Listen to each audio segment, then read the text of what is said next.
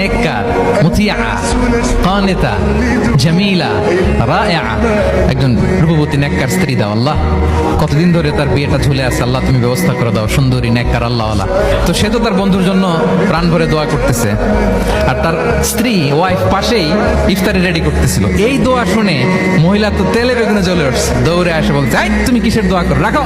সে বেচারা মোনাজাতের মধ্যে তো ভরকে গেছে, ভয় বলে কি হইলো, আমি তো দোয়া করতেছি আমার বন্ধুর জন্য। তো মহিলা বলে, তুমি কি মনে করছো আমি হাদিসটা জানি না?